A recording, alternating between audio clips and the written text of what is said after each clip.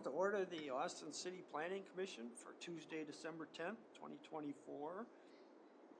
One item on the agenda tonight, but first we need to approve the minutes from our last meeting, which was November 12th of 2024. You should all got a copy in your packet. Does anyone have any changes or additions to those minutes as written? If not, could I please get a motion and a second to approve the minutes from November 12th as written? So moved. I'll second. Thank you. Have a motion from Commissioner Lindberg and a second from Commissioner Bartley to approve the minutes from November 12th as written. All in favor of the motion, please say aye. Aye. Aye. All opposed, no. Motion carries 7-0. Those minutes are approved as written. Our one item on the agenda is to consider a petition from Scott Soderberg, 2408 16th Avenue Southwest, for a variance to city code regarding the number of accessory structures on a lot 1 acre or less. Ms. Wallace, the floor is yours. Thank you. Mr. Soderberg is here. The property in question is zoned R1 single family residential. The property is also surrounded by single family residential, and then to the south, the city county limits. The petitioner, we became aware, the zoning department became aware of the property having exceeding the allowed number of detached structures, which then necessitated the variance request. So he's requesting a variance from our code, which allows a maximum of 2 detached structures with an aggregate square footage of 1,200 square feet for a parcel under 1 acre. The property in question is approximately 1/2 acre. The total aggregate square footage of the structures is 892 square feet. The Planning Commission will make a recommendation to the City Council. The Commission should take into account the following requirements: that the variance is in harmony with the general purposes and intent of the zoning ordinance, that the variance is consistent with the comprehensive plan, that the proposal puts the property to use in a reasonable manner. There are unique circumstances to the property not created by the landowner, and that variance, if granted, will not alter the essential character of the locality in which the property is situated. I did note too, and I was just talking to the applicant before the meeting, but the structure to the west, let me pull up the aerial view, is probably not 5 feet from the property line. I think it's based on this map, maybe 1.5 feet. We do allow accessory structures to be within 1 foot of the property line if the neighbor signs an agreement. But otherwise, it does not appear to meet our setback requirement.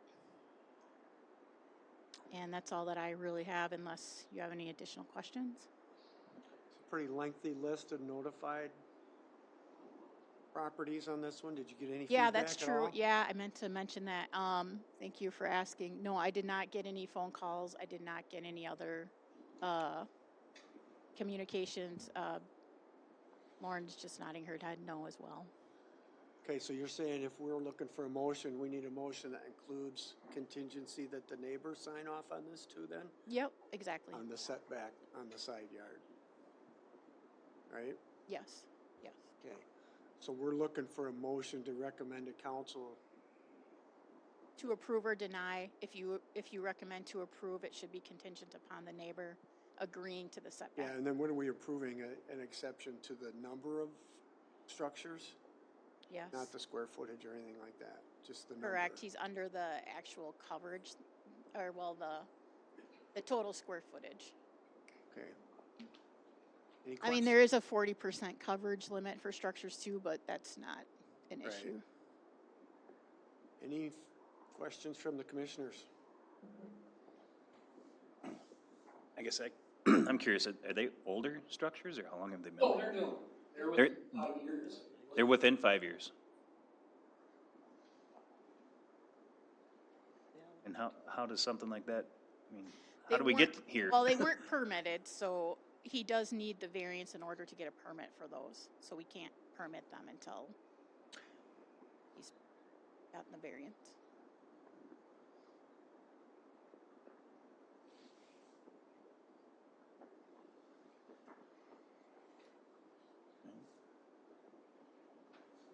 Any other questions from commissioners?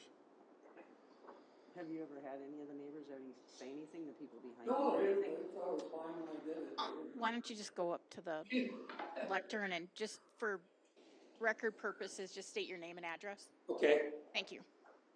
Scott Soderberg, 2408 16th Avenue Southwest, Austin. No, they didn't have any concerns, and then when this all came about, and because this all happened when I put them in when COVID was going on. And I didn't, didn't think unless I was building something that there was a building code or a permit required. But since this all came about, and I've talked to all my neighbors, and they said they didn't have a problem with it, and if they needed to do anything, let them know, so. That's why I assume nobody's here tonight but me, so, But your neighbor to the west isn't gonna have an issue with No. 1 foot? Okay. no. Are these actually all over 200 square feet? Are they that big? That he needs to permit all of them? They would fall under our zoning code. Okay. Because there were, Anything under 200 square feet. Anything? Under 200 square feet would fall under the zoning code. Okay. what does that mean? So it's essentially an exemption from the building code inspection requirement, Yeah, but we still have zoning requirements like the setback right, and, the square footage and the number of accessory structures. So we still require a zoning permit, right. but it's included with building permits, so it's the same form, same application. But the building permit wouldn't mean like my 5x5 Rubbermaid shed and the smaller The building structure? permit kicks in at 200 square feet. Oh, okay, or above so, 200 so square to be Yeah. three structures that are above that, okay. So why the 5 structures? Like, is there a need? Like, I know you say Well, you yeah, have some because- equipment, is that one like insulated with? Well, one I have because I have two a collector vehicle and another vehicle that I have in there. And the other one has like tools, and I got a riding lawnmower, and then I've got, yard stuff that you have, your outdoor lawn stuff, and I have some other stuff that's stored in there because my house isn't that big, so kind of got my own storage facility for some things on the property. And again, got some wood because I got a, outdoor little fire pit, so I got some split wood in the one building, and, So again, why the 5 different instead of just one? because that's how it just kind of came to be in the sense. One of the buildings, I was gonna buy a piece of property south of town, but the county said because there wasn't a structure on it, all the things I'd have to go do just to put on a building. I wanted it for a lawnmower and things to maintain the site there, and I had already ordered the building. Otherwise, it wouldn't have been there. It would have had the 2 structures there. But since I already had the building order and everything, I had to keep the building, so that's where it went. Otherwise, I would only had 2 that I put in. And I could use it, so it's always useful space. So there were 3 there when you first bought the property? 2, Okay, well, the little ones, sure. that are small, just like garden shed, How many years have you been there? Be 25 years this year. Okay, all right. And again, been improving the property, and it's all put cement down, so they're not, sitting on dirt, and they're all steel-sided, steel roof, and, and I painted the house to match the buildings, and I just got my roof on the house re-roofed that it kind of matches the buildings too, so trying to make it aesthetically pretty. And the neighbors were the one neighbor said, well, are we gonna be able to see the deer? Because the deer come in. I said, well, I all got it on that one side, so she says, oh, that's good. I have more problem with the deer in the yard than I do neighbors. But nobody seemed to have an issue with it at all. And that's why I said when this all came about, I went around everybody, and, they're all, and they're bigger properties out there, really. When you say a half acre, but you go out there and look, that whole side over there takes me an hour and 45 minutes just to mow the lawn out there, So it's a fairly sizable property, but the buildings are all kind of situated in one location, so they're not really obtrusive to the neighbors. Do you have to drive through the current garage to get? No, No. no. No, that's just, I had a patio behind the current garage, and I just extended that with all cement, so in the wintertime, I can snow blow and keep it cleaned off nice. So if you're saying the lot is bigger than typical for a lot, does that Oh, require? well, for in town, I mean, out there, the lots are all much bigger than, in town. But because of that, are you required to have bigger lawn equipment for like? Well, like a I do, rider? that's why I got a riding lawnmower, and then again, I've got like a roller, which is, fairly sizable, and a thatcher, and so some of those things are in the buildings because they take up a lot of space. And I got a bagger unit for the rider, and so it kind of consumes up a lot of space. And the garage that's attached to the house is small. It's not even a standard double, it's only like 20 by 20, and I got a motorcycle, and so I don't like climbing over things to get at what I need, and it just made it convenient to have things. I'm a pretty organized person, so. I didn't want stuff outside, in the yard, because before I had a motor home, and that was in back on a slab, and I had since got rid of that because I don't want to, again, make an eyesore for the neighbors,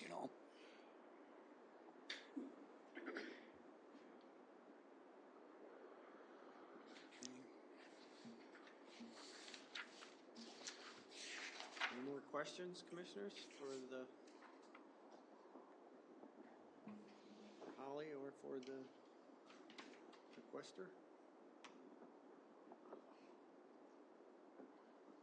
All right, thank you. Thank you. Everybody ready to make a motion?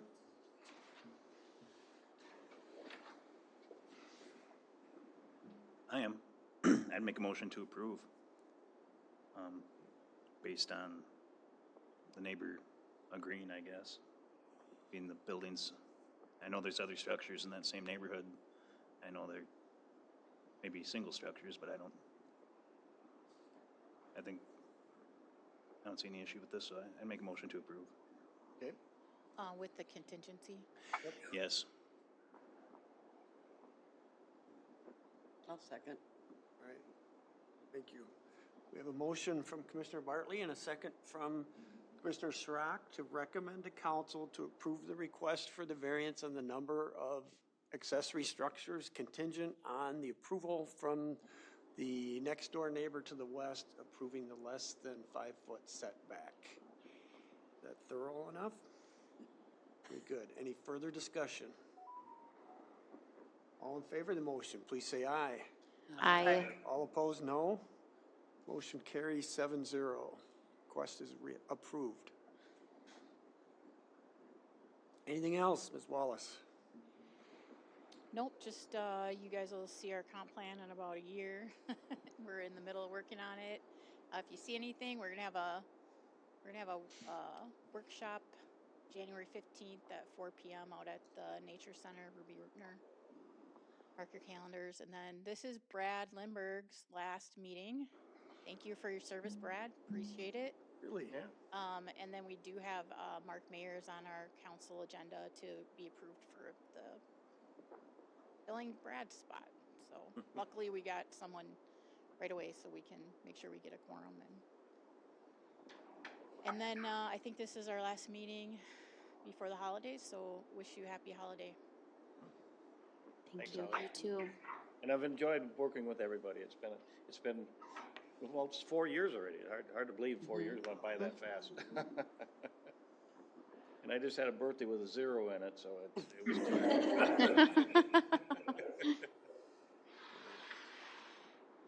All right, anything else, commissioners?